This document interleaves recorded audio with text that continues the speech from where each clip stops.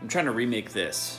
Step one is gonna be to just make the top, and I'll make the bottom in a different step because I just wanna get this functional tomorrow.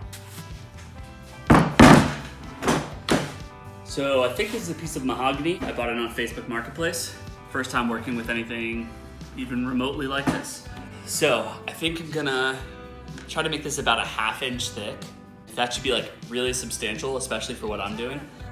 What I need to do is cut this down into manageable pieces and then laminate them together to make like a bigger piece of flat wood. So I'm gonna use my miter saw to get this cut to roughly the right width. Now what we're gonna try to do is get this down to the right thickness. Typically you'd wanna use a bandsaw, but my bandsaw's a little too small for this. Plus the blade isn't a rip blade and it's not set up properly. So we're gonna try to do this on the table saw. So yeah, I'm gonna cut it down into more manageable pieces. Then I'm gonna resaw it.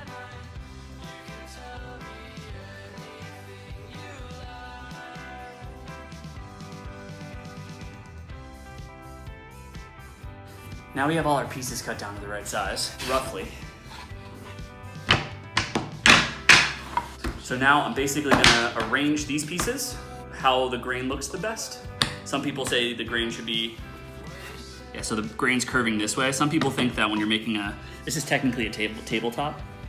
Some people think that if the grain's going that way on this piece, the grain should go the opposite direction on this one and then back to the same direction as this.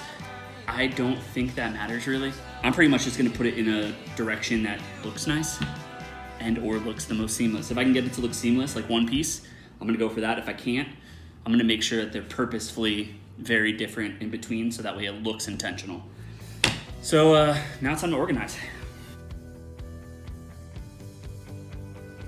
So that's perfect. This is actually the way that this one is supposed to go with the grain and all that. So I might actually take these little cutoffs that I had from the other side of this, try to figure out where these belong. I'll have 2 boards that are exactly identical, which are 2 sides of wood, and then maybe do I think it's called a butterfly, where it's 2 separate pieces and the grain kind of like comes in together. So that should make my life a lot easier.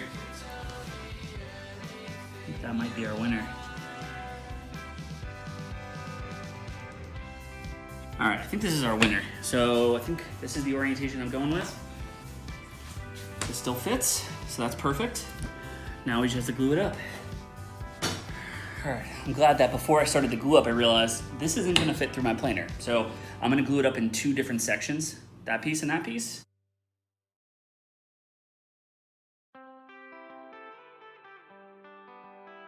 It already looks pretty good.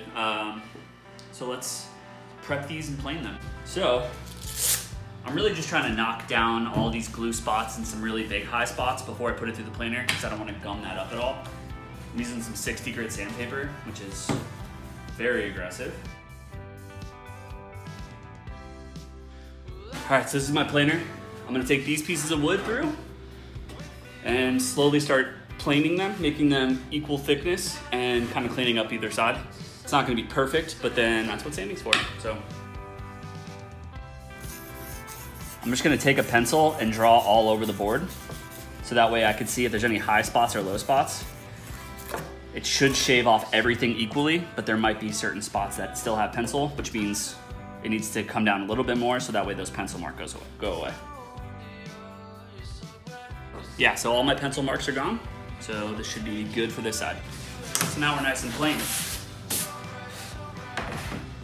2 different boards, should line up pretty well. Yeah, I think that's gonna end up coming out pretty cool. All right, cool. So now we have to join these 2 together. I think the best way to do that is gonna be, I'm gonna use my biscuit joiner and make sure that it's nice and flat, and then I'll come back with a sander and I'll sand in between there. And then I'll have to sand the whole thing down and we should be pretty good.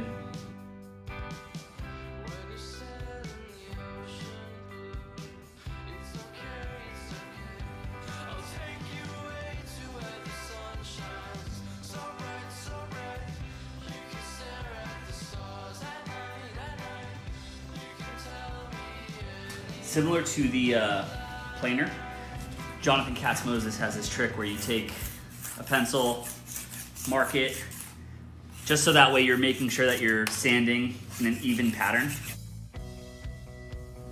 All right, so this is all sanded up. I marked out where this is gonna be. So now I'm gonna mark the lines right here. The lines for my design are 22.5 degrees. So I'm just gonna mark those out. So the line's right here on this edge. I'm gonna try to cut close to this so that way I have a reference point so I can use my table saw to make those grooves. That seems to have been good. That's pretty close to that. That's all I'm really asking. It's outside the line, so now I have a reference point to start making all these cuts. I basically have the blades super, super low. And let's see if we can get a better shot of that. Yeah, you can barely see it. And I'm moving over the fence 3/8 of an inch every time. So that little gap should be close to 3/8 of an inch. I don't know if that's taking into account the width of the blade, but either way, it doesn't matter. That's above my pay grade. I'm just trying to make this cool. So here we go.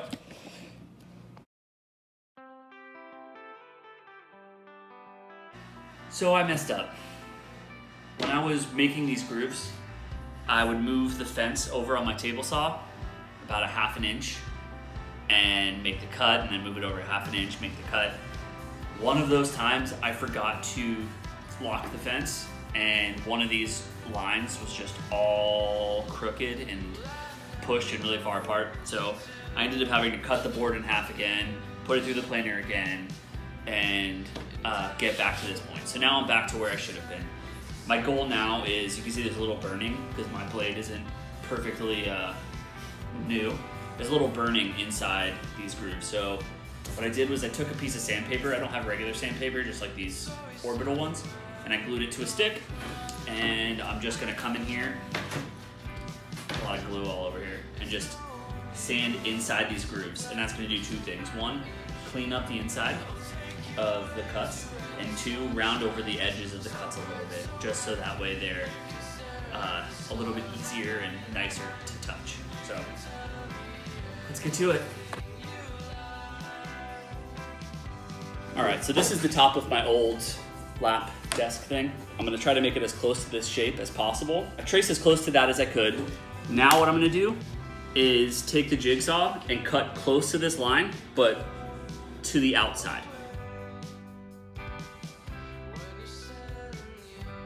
All right, so now it's time to router.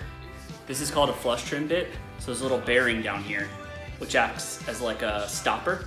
That bearing's gonna ride along that blue line, and it's gonna cut all the wood to be flush with that blue line. So it worked out pretty well.